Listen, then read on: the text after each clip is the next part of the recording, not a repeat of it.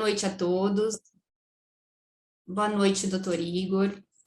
É com grande prazer a gente tem o senhor na nossa Comissão de Direito Digital, com um tema tão importante. Seja muito bem-vindo. Obrigada por aceitar esse convite. Vai ser um prazer enorme te ouvir. Te agradeço mais uma vez, doutor Igor, e agora pode começar. Perfeito. Então, muito obrigado. Só tenho a agradecer vocês. É um privilégio poder participar. Eu peço desculpas aí pela demora. Eu acabei preparando uma palestra, como falei, no Prezi Vídeo, e aí eu tive uma certa dificuldade aqui para instalar essa ferramenta no computador aqui, no local que eu estou. Geralmente eu faço a apresentação com o meu notebook aqui, e eu não estava com o meu notebook no local. Eu não estou na minha casa hoje. E o que acontece? A gente vai falar sobre esses temas. Para mim é um privilégio poder falar, fazer esse tipo de abordagem, e eu fico muito feliz, muito grato aí por cada um dos colegas, dos amigos e amigas que estão participando. Agradeço principalmente a doutora Andressa pela oportunidade, mas também cada um dos integrantes da OAB de Rio Preto, além de vários amigos que estão participando, alguns alunos também da Unijales, o Dr. Rodrigo Guena também, e outros grandes amigos que estão participando. Então, eu agradeço a todos, muito obrigado. E a ideia é falar um pouquinho sobre os crimes do século XXI. E nessa perspectiva, falar sobre a aplicação da tecnologia na investigação criminal. Como que a tecnologia ela pode impactar isso, impactar de forma muito efetiva, de forma muito positiva, de forma a agregar nesse enfrentamento. Então, a gente tem que pensar em caminhos para agregar mais eficácia nesse enfrentamento da criminalidade. Eu começo sempre falando sobre alguns livros que eu tive a oportunidade de participar, de escrever, e também recentemente a gente teve a oportunidade de coordenar algumas obras, como a obra Enfrentamento da Corrupção e Investigação Criminal Tecnológica, a obra Fake News e Eleições, sob a perspectiva da investigação tecnológica, o Tratado de Investigação Criminal Tecnológica, o Manual de Investigação Criminal, o Manual de Interceptação Telefônica e Telemática, também legislação criminal comentada, investigação criminal tecnológica, volume 1 e 2, sempre sobre essa temática, né? Semana passada tivemos a oportunidade de fazer o lançamento lá em São Paulo, fomos ministrar uma palestra durante um curso e aproveitamos, juntamente com outros coautores, lançamos a obra Direito Penal sob a perspectiva da investigação criminal tecnológica e também a obra Manual de Educação Digital, Cybercidadania e Prevenção de Crimes Cibernéticos. Obras que coordenamos e que conta com a participação de autores considerados referências nessa área todo o país, inclusive autores aí de outros países que têm dado a sua contribuição nesse enfrentamento. Eu falaria que a gente vive uma sociedade em rede. Tem até um livro com esse nome, do Manuel Castells, um livro muito interessante, recomendo a leitura, e falaria que nossa vida está cada vez mais dirigida pela internet. Eu falaria, inclusive, que o Homo sapiens ele acaba sendo substituído pelo Homo cyber, aquele que não consegue ficar longe dos dispositivos tecnológicos, aquela pessoa que a todo momento ele está dando uma olhada no computador, no notebook, no celular, no aplicativo instalado, em qualquer outro hardware, em qualquer outro equipamento tecnológico, aquele indivíduo que começa a perceber que a tecnologia ela pode ser até viciante. E aí, nesse sentido, eu falaria que a tecnologia ela pode ser vislumbrada de uma forma muito positiva, muito benéfica, ou também de forma negativa, de forma a causar prejuízo. Isso vai depender muito da forma que a gente utiliza ela, né? E aí, nesse sentido, eu vou falar um pouquinho sobre alguns problemas decorrentes da tecnologia, e nesse sentido também falar sobre os crimes cibernéticos. E o conceito de crimes cibernéticos são aquelas condutas previstas no Código Penal ou em leis penais especiais praticadas por intermédio ou contra dispositivos informáticos.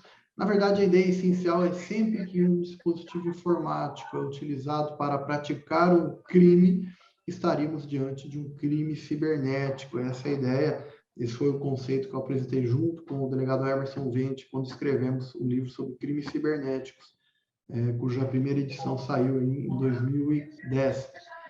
E com o tempo foi avançando um pouco esses conceitos. Existem vários conceitos, também cada um chama isso de um jeito, uns chamam de crimes cibernéticos, outros de crimes de alta tecnologia, crimes de computador, crimes high-tech, crimes... quando a gente analisa a lei que trata da invasão de dispositivo informático, a gente poderia falar que seriam crimes cometidos por intermédio de dispositivos informáticos, então crimes informáticos. Inclusive tem um livro muito interessante sobre direito penal informático, do professor Spencer, muito interessante o livro, recomendo. Também, sobre esse tema, tem um livro também muito interessante do professor Alessandro Barreto, junto com Karina Cufa, com o Marcelo Santos, que tratam de cyberdelitos, também é um livro que aborda vários temas aí dessa natureza. E eu e o delegado Emerson Vente, nós, para fins didáticos, nós criamos uma classificação onde nós apresentamos as condutas indevidas praticadas por dispositivos informáticos, que se dividiriam em duas espécies, sendo elas as ações prejudiciais atípicas. E o que seria uma ação prejudicial atípica? Seria aquela conduta em que pese ela cause algum problema, algum dissabor, algum desconforto para a vítima, essa conduta ela é atípica, essa conduta não é criminosa. Por exemplo, o cidadão que por negligência, que por imprudência, que por imperícia, por exemplo, causa algum prejuízo, causa algum dano em um sistema informático. Vamos pensar em um caso prático. Um cidadão trabalha em uma empresa, em uma grande rede de supermercados, e aí ele causa um grande prejuízo e causa um dano no banco de dados, apagando todos os dados dos seus clientes. Esse cidadão não cometeu nenhum crime, porque aquela conduta não foi dolosa e não existe a previsão de dano culposo. Então, trata-se de uma ação prejudicial atípica.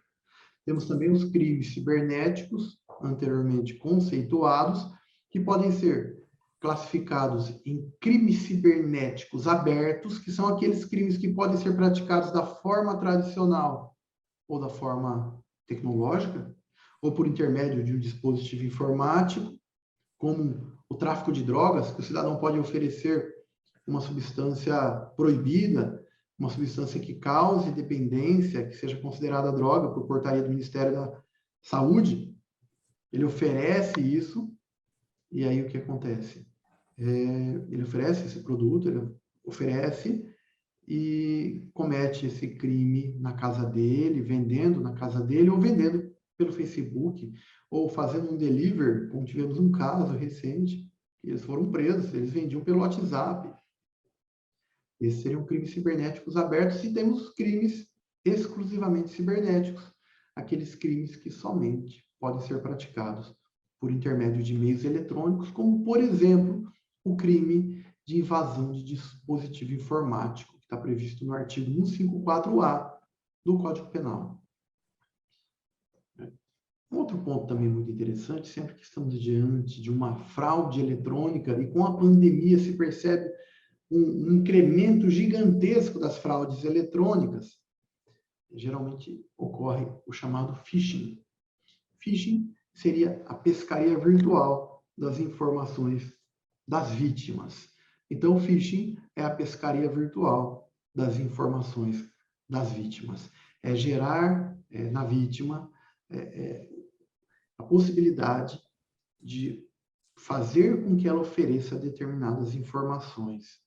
É induzir a vítima a clicar em um link malicioso, a instalar um vírus no seu computador, a executar um determinado código malicioso, a preencher um formulário, e por esse formulário a vítima oferece as suas informações sensíveis, como um caso de uma vítima que foi informada que o seu cartão de crédito tinha sido clonado, que para resolver o problema era necessário informar os dados do seu cartão para o banco, em um link que ela recebeu pelo WhatsApp, e, além disso, informar também a senha, aquele cartão de segurança que ela tinha, todas as informações que constavam, todos aqueles códigos alfanuméricos daquele cartão de segurança. E ela fez tudo isso.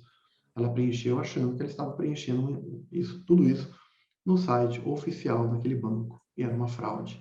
Então, no phishing, o criminoso ele consegue induzir a vítima a instalar algo malicioso no computador dela ou a preencher determinadas informações.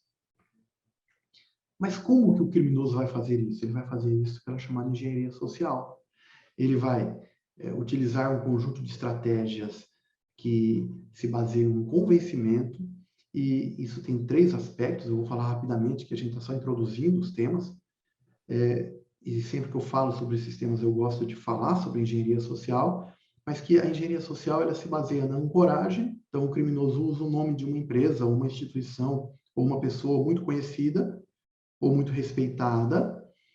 O efeito, então, exemplo, usa o nome do Banco do Brasil, Polícia Civil, Ministério Público, Polícia Federal, Poder Judiciário, né? E no caso do efeito saliência, ele está chamando a atenção da vítima. No efeito saliência, é uma estratégia que o criminoso usa para quê? Para chamar a atenção. Você está sendo traído, você será preso. Clique aqui para ver sua foto que foi divulgada indevidamente. Enfim, eles usam essas estratégias, e o terceiro aspecto é a manipulação das emoções das vítimas. Despertar na vítima o medo, a raiva, a curiosidade ou qualquer outro sentimento dessa natureza que faça com que a vítima realize tudo que seja de interesse do criminoso. Algumas notícias que mostram alguns prejuízos decorrentes da tecnologia. Olha só, essa notícia é recente, tem pouco mais de um mês. O Brasil é o 5º país mais afetado por ataques cibernéticos na primeira metade de 2021, aponta levantamento feito no mundo todo. Também outra notícia falando que os ataques cibernéticos a empresas brasileiras cresceram 220% no primeiro semestre de 2021. E a outra notícia que afirma que os ataques por vírus de resgate batem recorde na primeira metade de 2021. Ataques por vírus de resgate é o ransomware. O que é ransomware? O ransomware, o criminoso, ele criptografa, ou seja, ele codifica, por exemplo, ele codifica informações que estão armazenadas em um determinado banco de dados. Ele, por exemplo, codifica informações que estão armazenadas em um servidor de um hospital. Imagina o problema que isso seria. Ele codifica informações daquela empresa, causando um grande prejuízo para a empresa. E aí existem questões muito sérias, né? E o backup? Sempre que alguém nos procura porque foi vítima de um crime dessa natureza, eu indago. E o backup? Foi feito o backup? Foi feita a cópia de segurança?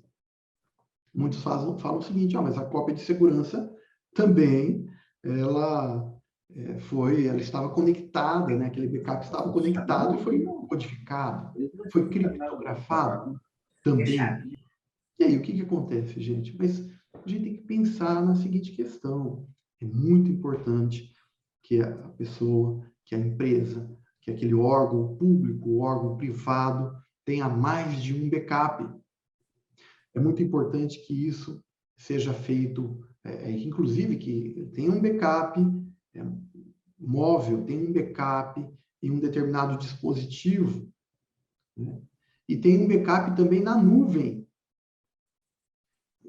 O ideal é que ele tenha mais de um backup, por exemplo, ele tem um backup em alguns HDs ou em um conjunto de servidores separados da internet, e ele tem também um backup na nuvem, mas também protegido, né?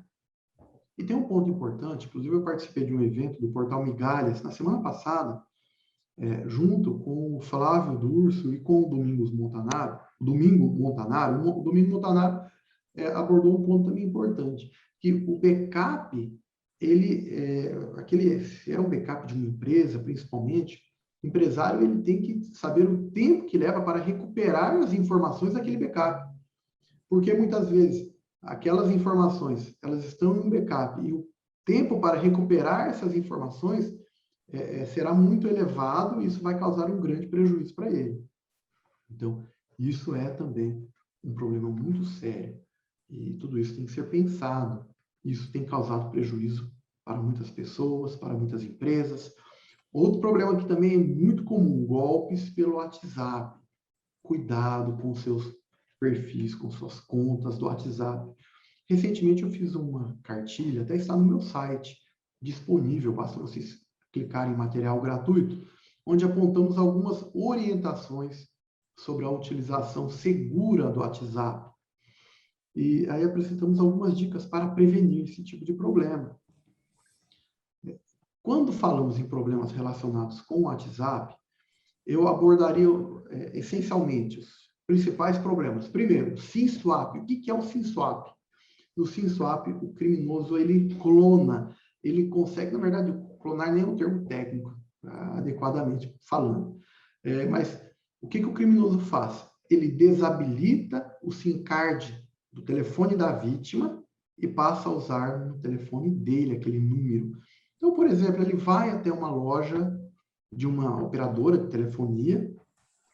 Nessa operadora de telefonia, ele, ou com a conivência de um funcionário, algum partícipe da empreitada criminosa, ou, diferente, ele se passa pela vítima, ele monta alguns documentos se passando pela vítima, ele instala aquele número do telefone da vítima em um outro telefone, falando, olha, eu perdi, por exemplo, eu perdi meu telefone, eu quebrei meu telefone, quero instalar o meu número nesse novo telefone. E a pessoa instala, e aí o código de segurança do WhatsApp vai via SMS para o telefone dele.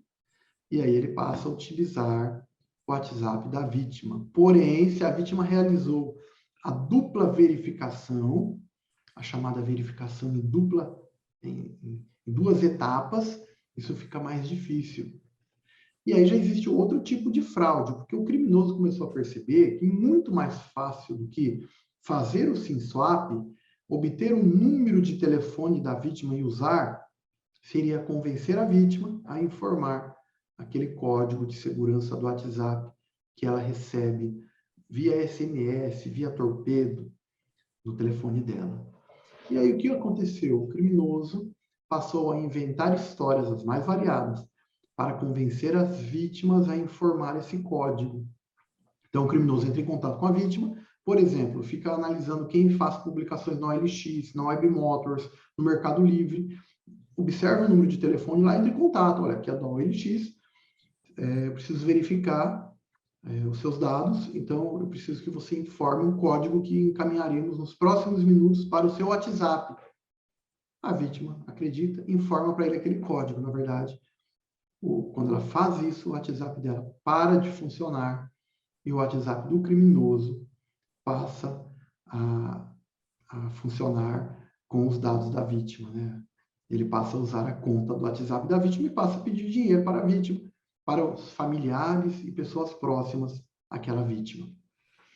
Mas aí muita gente, em razão de todo o trabalho de educação digital que tem sido feito por muita gente por aí, passou a fazer a dupla verificação. E aí o que o criminoso tem feito muitas vezes? Tem convencido a vítima a informar também aquele PIN de segurança, que é aquele outro código, também outro conjunto de 6 números que a vítima habilitou, que a vítima escolheu quando fez a dupla verificação, ou convencem a vítima a clicar em um link que vai desabilitar a dupla verificação. Também eles inventam as mais variadas histórias, inclusive se passando pelo WhatsApp, informando que é necessário clicar em um link ou informar o código. Por isso que é importante tomar muito cuidado com isso.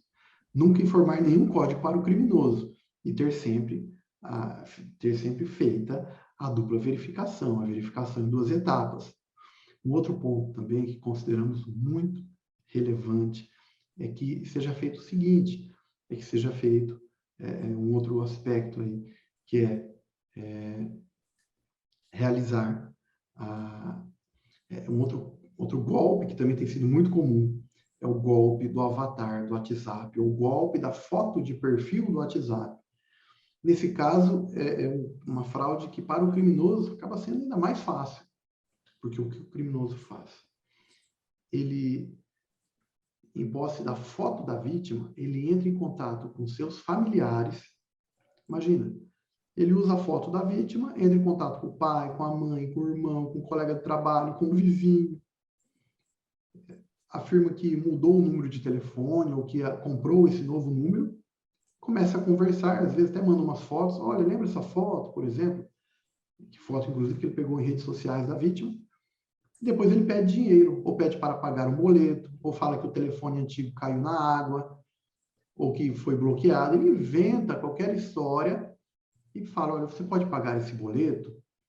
É interessante que eu estava de plantão ontem, em uma cidade aqui da região, e em um dia, 6 pessoas procuraram a delegacia no prazo de 2 horas, noticiando o mesmo fato criminoso. É notório que esse fato vai ser investigado, existem várias medidas relacionadas com afastamento de sigilo que muitas vezes permitem a identificação do autor do crime. É uma questão complexa, sem dúvida, mas existe todo um trabalho investigativo da Polícia Civil, mas isso tem acontecido. Existem 2 recomendações de segurança para impedir esse tipo de fraude que tem acontecido com muita frequência. Primeira sugestão: habilite aquela foto de perfil do WhatsApp de vocês para que apenas os seus amigos vejam ela. Então, apenas as pessoas que vocês têm um número armazenado na agenda de contatos vão ver isso.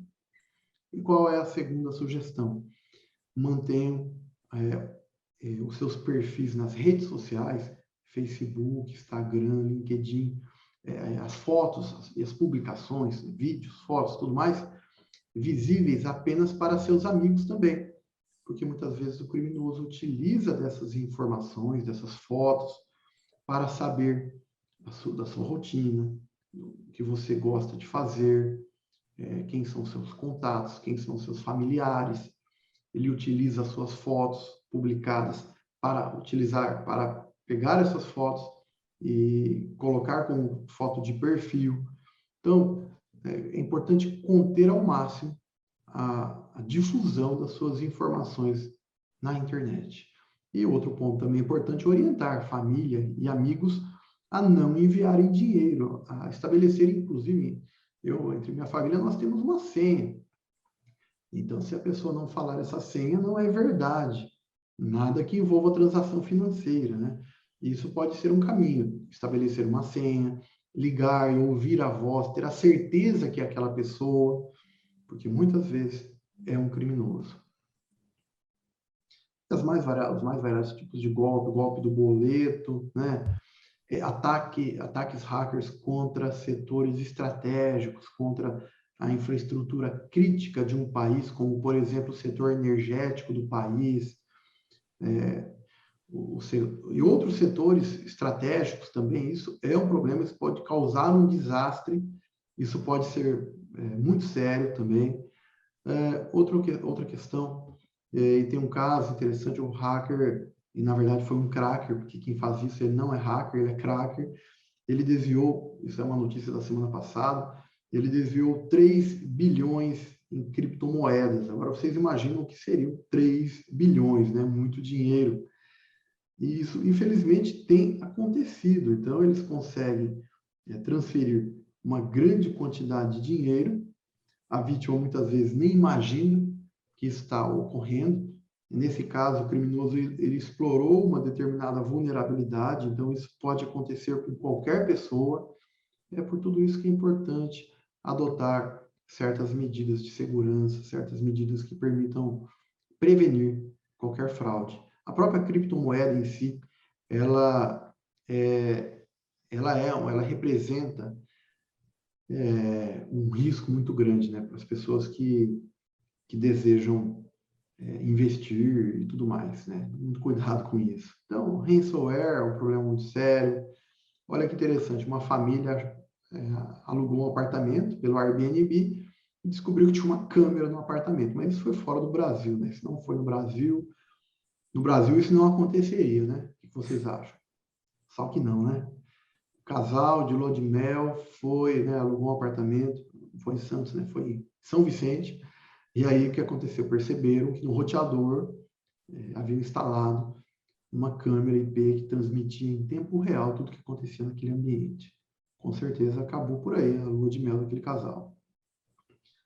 Uma outra questão também que tem chamado a atenção, um problema sério, isso a gente tem que pensar também um pouquinho sobre isso, a questão da desinformação, a questão das fake news.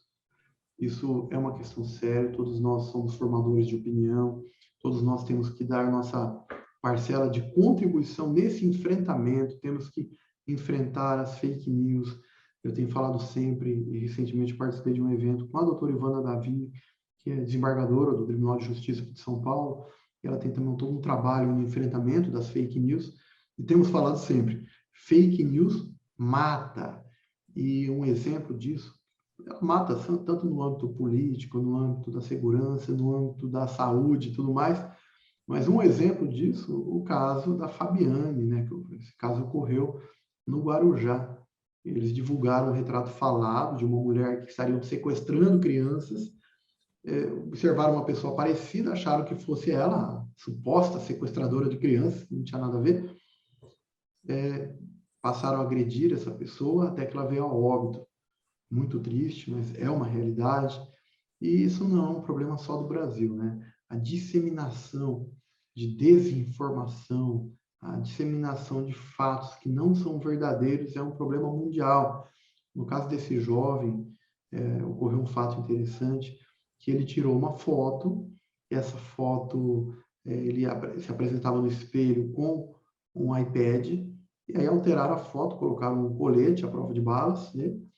Um colete balístico, colocaram também um exemplar do Alcorão e falaram que ele seria uma pessoa ligada a grupos radicais, que iria cometer um atentado terrorista, e aí um determinado jornal, até respeitado na França, acabou divulgando essa notícia, né, sem verificar a fonte.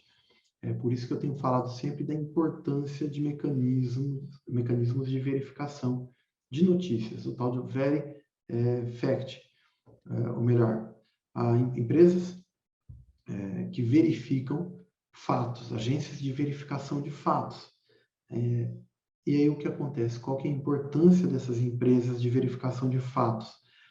São agências, muitas vezes, especializadas em confirmar se uma notícia é verdadeira ou não. Uma agência muito conhecida, a Agência Lupa, dentre outras. Até tive a oportunidade de fazer alguns cursos com a Agência Lupa. Recomendo, que eles têm feito um trabalho muito importante na conscientização das pessoas sobre a importância da não divulgação de notícias mentirosas, de notícias que não sejam verdadeiras. E um grande problema é que isso é disseminado muito rapidamente. Um grande problema é que, muitas vezes, uma publicação por intermédio de várias ferramentas tecnológicas, como pelas redes sociais, como Facebook, Instagram, Twitter, LinkedIn, o WhatsApp é também uma rede social, aquela informação que não é verdadeira, ela, em poucos minutos, ela é divulgada imediatamente para centenas, para milhares de pessoas. E existem estudos que comprovam que o potencial na divulgação desse tipo de conteúdo, ele é muito maior quando aquele conteúdo não é verdadeiro, que uma notícia falsa, uma notícia criada até para esse fim, para o fim de espantar as pessoas, para o fim de atingir reputações, muitas vezes dissemina muito mais rápido que uma notícia com que uma notícia que seja verdadeira. Observem esse trecho, até a gente colocou do nosso livro sobre fake news, que eu escrevi com uns amigos, com o Hélio Molina Jorge Júnior, né? Com o Ricardo Magno Teixeira e com o Kaique Martins. O doutor Kaique, que inclusive é advogado também, e aqui da seccional de Jales, né? De Jales. E o que acontece? A gente falou também um pouquinho sobre fake news e sobre deepfakes. O que tem causado bastante a preocupação quanto a deepfakes, a partir da deep... Primeiro, o que seria deepfakes? Deepfakes é um conjunto de estratégias tecnológicas que vão permitir, por exemplo, fazer alterações em vídeos, inserindo determinadas frases, alterando o que aquela pessoa está falando. Então, é muito comum um vídeo que o Obama ele faz um discurso de ódio. Aí depois aparece do lado dele um cineasta falando que ele fez isso para mostrar como que é perigoso esse tipo de alteração em vídeos, que a gente tem que verificar sempre a origem daquela informação, que temos que tomar muito cuidado com deepfakes. E no cenário eleitoral isso é muito complicado. Imagina, você sobrepor o rosto de uma pessoa. Imagina, por exemplo, um caso, na véspera de uma eleição, você colocar uma pessoa em uma cena que por exemplo, ofenda a reputação daquela pessoa. Exemplo, no estado de São Paulo, na última eleição para governador, aconteceu isso. Fizeram uma montagem de determinado vídeo e colocaram, por sobreposição de rosto, o rosto de um dos candidatos. Isso tem acontecido bastante. Em 2016, eu tive a oportunidade de escrever um livro junto com outros amigos, outros profissionais da área. O livro chama A Visão do Delegado de Polícia, até coordenado pelo Cleiton e pelo Giovanni, 2 delegados da Polícia Federal. E eu escrevi um capítulo sobre deepfakes em 2016, porque naquela época eu já tinha essa preocupação desse tipo de problema ocorrer em eleições. Inclusive, se vocês quiserem baixar esse livro, no meu site, lá no Igor Jorge, material gratuito, tem um livro completo para vocês baixarem.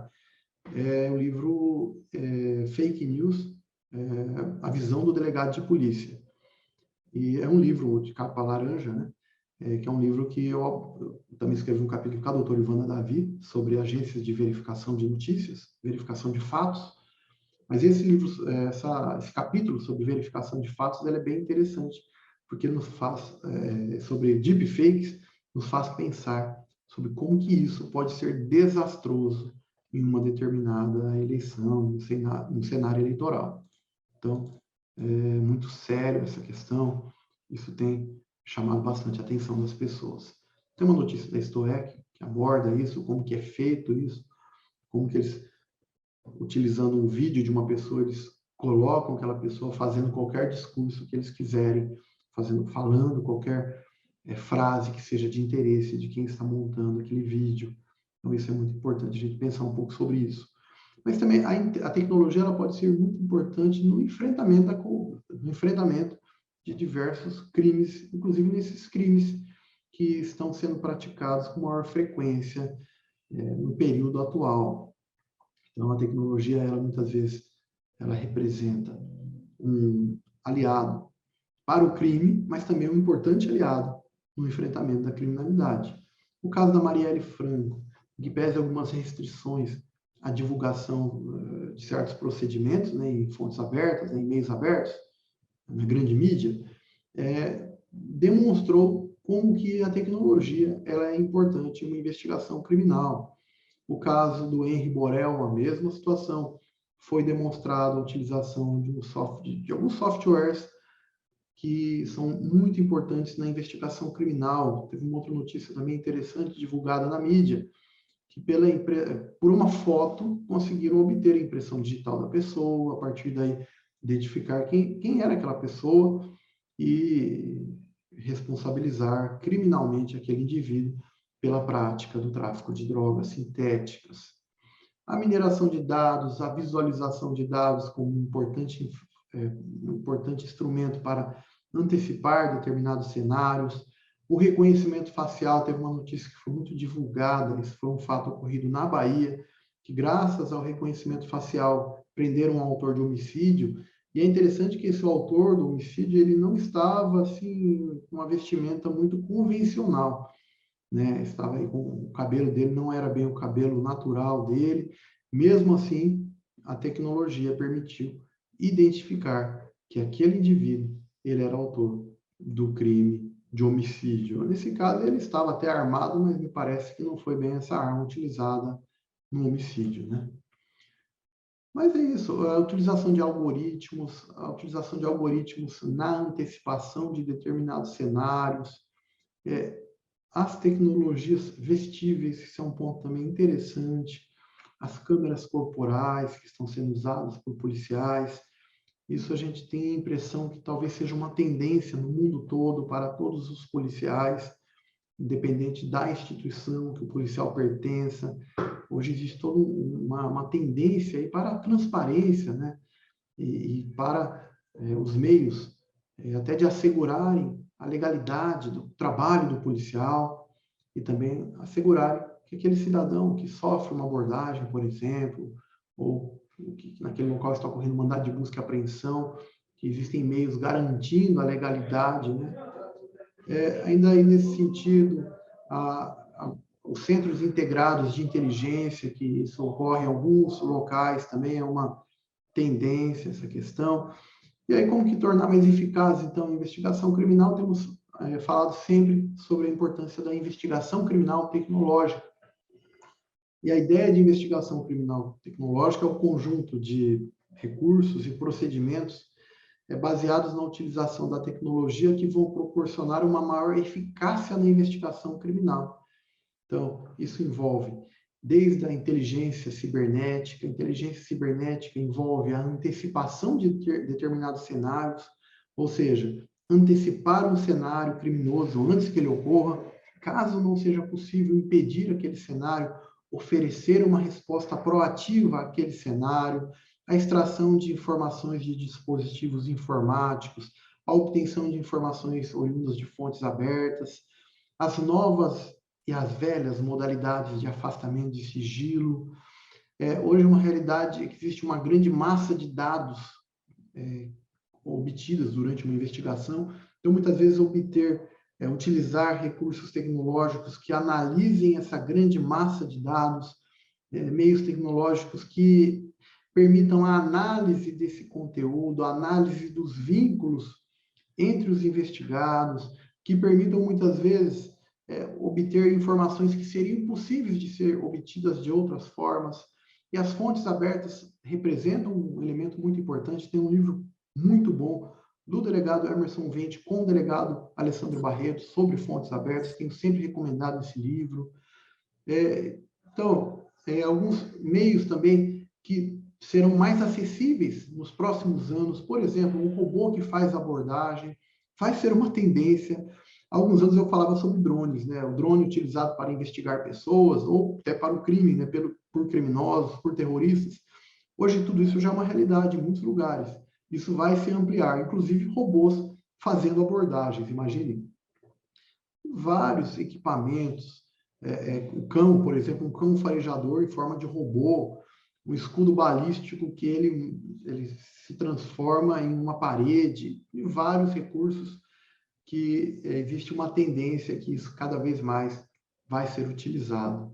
Algumas medidas de segurança, muito cuidado com os aplicativos que vocês usem sempre aplicativos, softwares sempre originais, né? Porque sempre que eu falo sobre crimes, é importante falar um pouquinho, até para encerrar, sobre algumas medidas de segurança. Então, sempre aplicativos que sejam autênticos, verdadeiros, nada de aplicativo de software pirata, nada de fazer jailbreak no iPhone, por exemplo. Cuidado com links, cuidado com a síndrome do clique, aquela mania que todo mundo tem de clicar qualquer link que recebe.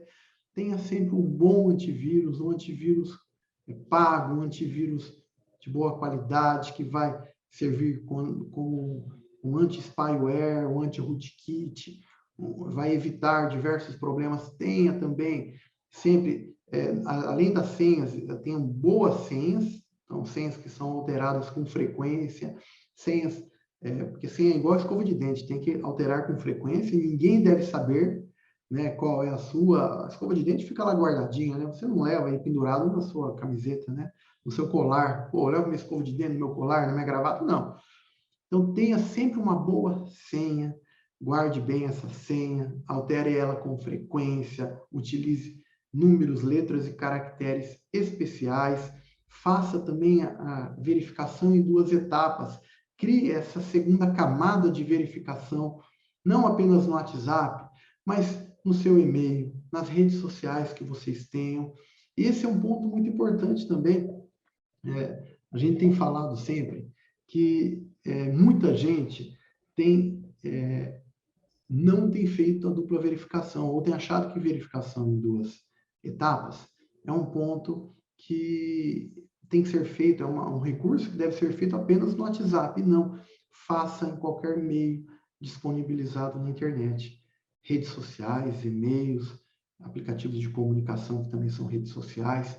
faça sempre a verificação em 2 etapas, porque além da senha, você tem essa outra possibilidade. E uma verificação em 2 etapas, não que vai lá para o seu celular, porque se a pessoa faz o SIM swap, ele tem o número do seu telefone, ele tem o seu telefone, aí vai lá, vai para o criminoso. Então é importante você ter um aplicativo gerenciador de senhas, que você tenha, que tenha essa possibilidade de fazer essa verificação em 2 etapas. Mantenha sempre a sua privacidade, configure sempre a privacidade na rede social que você utiliza. Quanto mais privacidade, melhor. Não exponha suas informações. As suas informações, você tem que pensar bem antes de expor determinadas informações. Se você vai viajar, você fala, estou com a casa vazia. O criminoso, sabendo disso, ele vai lá e furta a sua casa, sabendo que sua casa está vazia, né? E também cuidado com a síndrome do clique, cuidado com a pressa. Um fato que ajuda muito as pessoas a serem vítimas de crimes praticados por meios tecnológicos é a pressa. A pessoa recebe um pedido de dinheiro, já paga imediatamente. A pessoa recebe um pedido de ajuda, já clica naquele link. Ele recebe uma intimação da polícia, já clica lá para ver que tem aquela intimação, executa aquele código malicioso. Muito cuidado. E também, gente, desculpa eu estar alongando um pouquinho, né, mas teve esse atraso, então, tranquilo, né? Senhores pais e responsáveis, diálogo sempre. Temos visto muitas crianças sendo vítimas de crimes. Olha, a vida toda, os pais responsáveis, irmãos, filhos, irmãos, sobrinhos, familiares, né, dessas crianças, tios, avós, falavam, cuidado quando você sai na rua, cuidado com estranhos, não abra sua casa para outra pessoa, mas poucos têm falado, ou até mesmo impedido crianças de ter redes sociais. Cuidado, criança não tem que ter rede social, né? Se possível, proíba a criança de ter acesso a isso. Se a criança tem, então, utiliza o YouTube, habilite uma configuração de privacidade, uma configuração parental para aquela criança. O YouTube, por exemplo, ele tem controle parental, ele tem configuração que permite, tem até um vídeo no meu canal, lá no Direito e Tecnologia, no canal no YouTube, tem um vídeo que eu falo um pouquinho sobre isso, sobre como configurar, como habilitar no YouTube algumas medidas de segurança para crianças e adolescentes, para que eles não sejam submetidos a determinados conhecimentos. Você não quer disponibilizar uma revista pornográfica para uma criança, não é? Você não quer passar um vídeo pornográfico para uma criança, isso seria doentio. Então, cuidado com o acesso que eles têm a redes sociais. Primeiro que criança e adolescente, criança não deve ter acesso à rede social, e adolescente deve ter sob supervisão de pais. Pela política de utilização do Facebook, seria a partir de 13 anos, né? Se ela tem menos idade que isso, ela mentiu a idade. E também utilize meios, além, então, é muito importante evitar que elas tenham contato com esses meios que colocam a vida delas em risco, a dignidade sexual de crianças em risco, o risco de abuso, o risco de uma criança sofrer abuso. Eu nem uso o termo pornografia infantil, eu não acredito, acredito que existe pornografia de adultos. Se envolver criança não é pornografia, é abuso, abuso infantil. E é importante que as crianças, elas não tenham acesso a nada disso. Então, se a criança está usando um meio tecnológico, um pai, um responsável, tem que estar utilizando, tem que estar junto. Mas se não é possível isso, utilize, então, algum meio, algum controle parental. Existem diversos softwares, e ali na tela estão algumas sugestões de softwares que permitem o controle parental. Permitem estabelecer determinadas faixas etárias de utilização, né? Evitar que eles sejam expostos a determinados riscos, a determinados conteúdos indevidos, e também a saber o que eles estão fazendo por intermédio dos recursos tecnológicos. Isso aí é um ponto muito importante. Mas como, então, enfrentar o crime? Como melhorar o enfrentamento da criminalidade? Tenho falado sempre da importância da capacitação da persecução criminal. Essa capacitação temos procurado fazer, a Academia de Polícia de São Paulo tem feito muito isso, o Ministério da Justiça tem feito muito, eu tenho colaborado tanto com a Academia de Polícia aqui de São Paulo, quanto com o Ministério da Justiça, a Polícia Civil, as polícias civis dos estados, a Polícia Federal, o Poder Judiciário, o Ministério Público, a OAB, todos os atores da persecução criminal devem fazer sua parte, cada um tem procurado fazer sua parte. capacitando os seus integrantes. Também temos falado da importância da valorização e do fortalecimento das polícias judiciárias. Isso envolve mais investimentos nas polícias judiciárias aí de todo o país, que envolve as polícias civis e a Polícia Federal, a questão dos recursos humanos, dos concursos, também a importância de políticas públicas com o objetivo de promover a conscientização sobre o uso ético e seguro dos meios tecnológicos, sempre buscando a necessária educação digital. A gente não vai para lugar nenhum, a gente não avança sem educação digital. Então, uma grande estratégia é sempre conscientizar, e além de conscientizar, oferecer recursos mínimos sobre educação digital e sobre utilização ética e segura de meios tecnológicos. Então, eu agradeço bastante a oportunidade e fico aberto a qualquer outro questionamento. Muito obrigado e fico à disposição para qualquer questão que vocês tenham oferecido. Muito obrigado.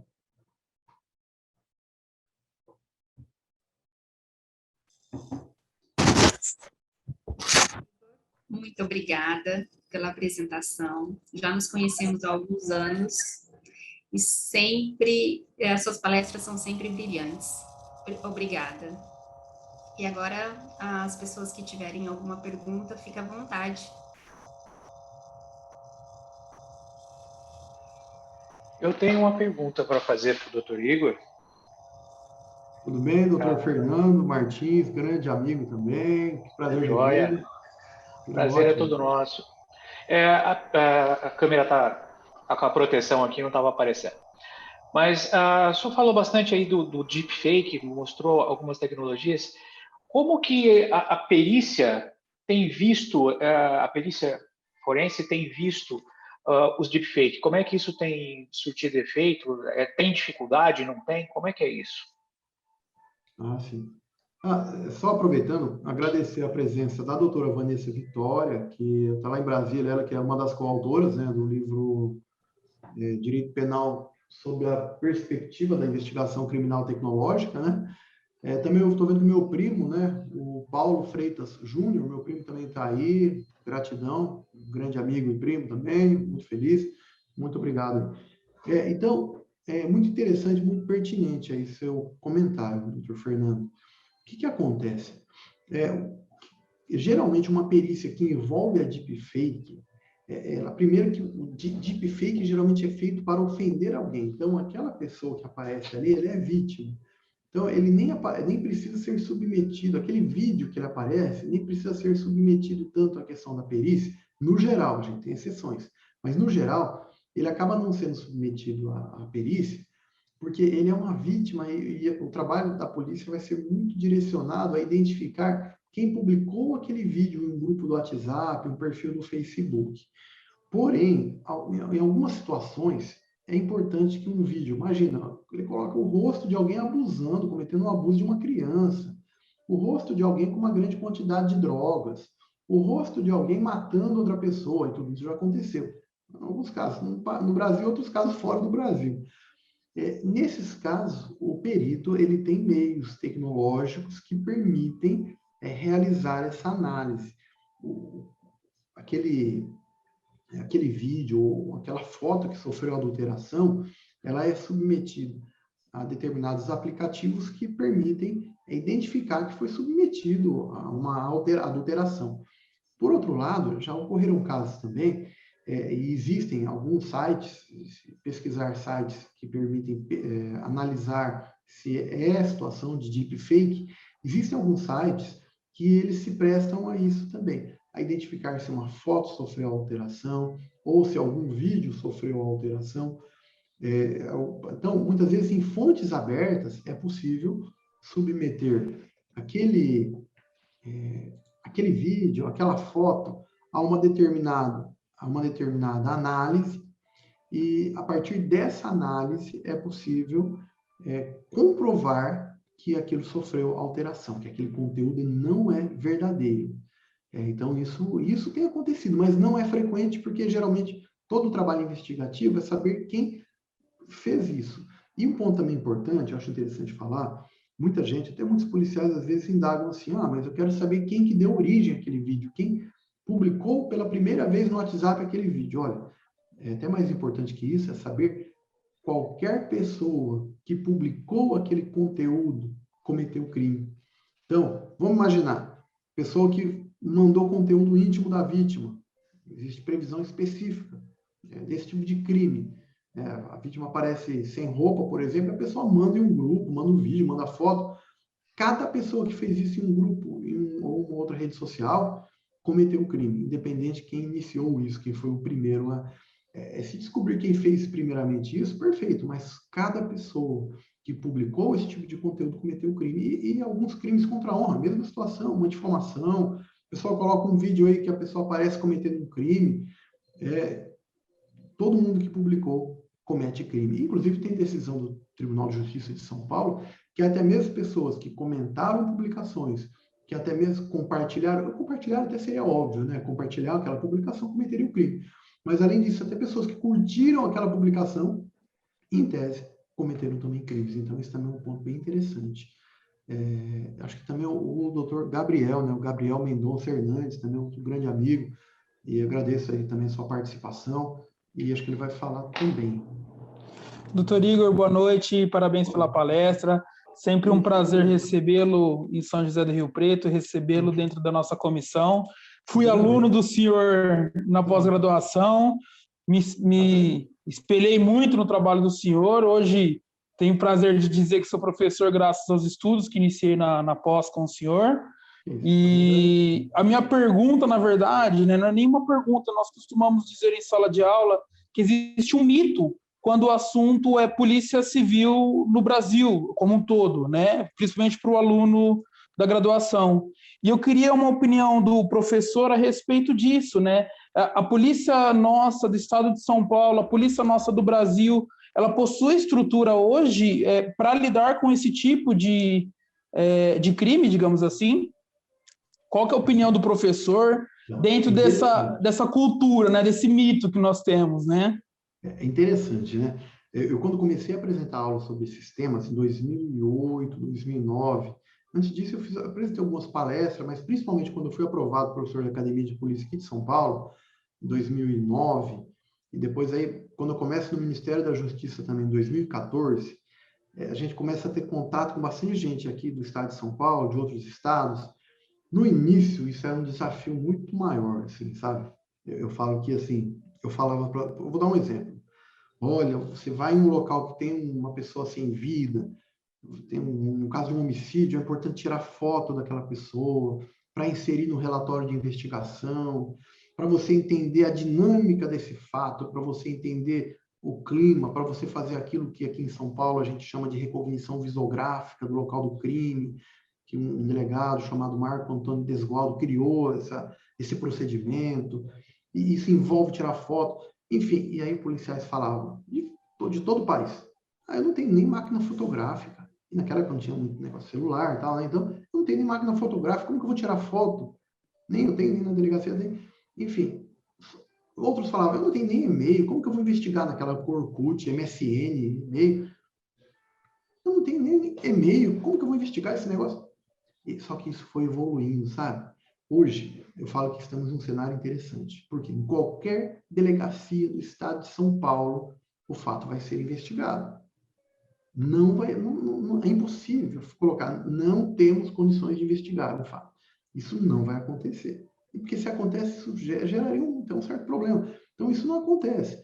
Existem dificuldades aqui em todo o Brasil, mas, assim, qualquer lugar que foi feito um boletim de ocorrência, isso vai ser investigado, e a ideia é, qualquer delegacia, alguém tem noções de fazer o básico naquela investigação. Que o padrão, a gente defende sempre uma padronização, tá? Mas os aspectos essenciais são sempre os mesmos. Então, o que vai acontecer? A gente tem percebido que hoje o curso de formação, nos últimos 5, 6 anos, até mais que isso, todo policial que ingressa na carreira, no curso de formação, ele tem uma disciplina nesse sentido. Para ele ser promovido, os cursos especiais de aperfeiçoamento, por exemplo, na Academia de Polícia aqui do Estado de São Paulo, todo curso especial de aperfeiçoamento tem disciplina relacionada com meios eletrônicos aplicados na investigação criminal. na extração de dados de dispositivos. Então, isso hoje é uma realidade. Ele faz o curso superior de polícia, que é o ápice da instituição, ele tem várias disciplinas nesse sentido. Então, a todo momento, ele tem cursos dessa natureza. Ele até, muitas vezes, é obrigado a fazer cursos assim, além dos cursos opcionais, os cursos de especialização disponíveis. Para você ter uma ideia, o curso de investigação criminal tecnológica e curso de investigação em meios eletrônicos, eu apresentei em Rio Preto, no mínimo 18 ou 19, para os policiais da região de São José do Rio Preto. Eu fiz em todos os DEINTERs. Teve DEINTER que eu fiz 3, 4 vezes esse curso. Mas em São José do Rio Preto, muitas vezes com o professor, a grande maioria com o professor Paulo Sumarino, inclusive, nós fizemos em todo, passaram muitos policiais. Se a gente pensar que cada curso desse, pelo menos 30 policiais fizeram o curso, já faz 30 vezes 20, já dá 600 policiais pelo menos, né? Mas esses policiais também fizeram, quando ingressaram na instituição, e além das necessárias reciclagens, até para serem promovidos, eles são obrigados a fazer esse curso. Então, isso acaba sendo uma tendência. Então, hoje eu tenho falado, é uma tendência essa questão. Então, temos muito a avançar, sem dúvida. E a gente enxerga muito mais, sempre a ideia, né? A ideia do diretor da academia, o Dr. Júlio Gerbert, que é uma referência para nós, do delegado-geral, que é o Dr. Rui, que tem sido destacado, buscando esse aprimoramento e insistindo que os policiais se aprimorem, né? Cobrando isso dos policiais, isso é fantástico, do diretor, do departamento, que tem estimulado isso, dos seccionais. Então, o que se pretende sempre? Que toda a estrutura esteja preparada para enfrentar esse crime. Isso, graças a Deus, isso hoje é uma realidade. E a gente, quando percebe, os últimos 12, 13 anos, a gente percebe essa evolução. Então, temos, lógico, tem muito a melhorar, mas a gente está no caminho certo, que continue assim. Eu falo pelo Ministério da Justiça, está indo nesse sentido também, do aprimoramento do policial. Hoje, o Ricardo Magno, ele está em quase todos os livros aí, coordenei, estamos juntos, além dos somos coautores. Hoje ele assumiu há um mês a coordenação da educação lá no Ministério da Justiça, né? E aí a gente tem visto aí todo o esforço que ele está fazendo, capacitando os policiais em todo o país. Então, só temos a agradecer. Beleza, obrigado pela resposta. Que é isso. E aí, mais alguém?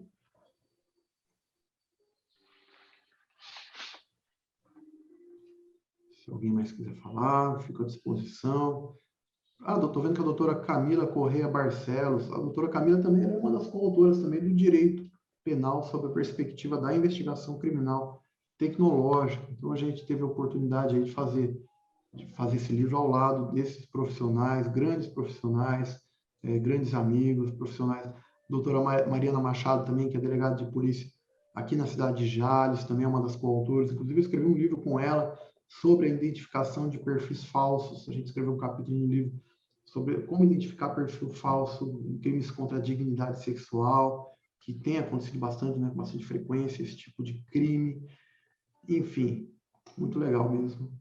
Mas e aí, mais alguém quer falar? Se não tiver mais ninguém para falar, eu vou tomar a liberdade de passar a palavra para a doutora Andressa Senefonte, minha amiga, minha referência, e que é referência nessa área, na área de Lei Geral de Proteção de Dados, na área de Direito Digital. Mais uma vez, muita gratidão a ela, gratidão também ao Dr. Fernando Martins e a toda a OAB de Rio Preto, todos os advogados e advogadas, além dos alunos da Unijales que estão participando, Dr. Rodrigo Guena e todos os outros amigos aí, professores, e doutora Vânia, também professora e referência. Muito obrigado mesmo. Bom, eu quero agradecer a presença de todos, dos nossos colegas, dos convidados, do Dr. Igor. Sejam bem-vindos ao OAB São José do Rio Preto. E, Dr. Igor, eu sou suspeita para falar do senhor. Eu gosto muito da tua aula, eu gosto muito da sua palestra, da tua experiência com os crimes digitais, enfim. E essa experiência toda em compartilhar conosco é de suma importância. Eu quero agradecer mais uma vez o convite, de ter aceitado o convite, de ter essa disponibilidade para nos atender e de ter esse carinho com a nossa Comissão de Direito Digital. Muito obrigada. Isso é sempre muito agradável e muito bom revê-los, falar sobre esses temas e aprender com cada um de vocês. Então, muito obrigado mesmo. Será sempre um prazer retornar e a outra vez sem problemas. Espero que na outra vez não tenhamos mais dificuldades aí técnicas. Mas muito obrigado mesmo. Olha, então, até a próxima. Fiquem com Deus. De verdade, muito feliz, muito satisfeito e muito grato por revê-los. Muito obrigada e boa noite a todos. Boa noite.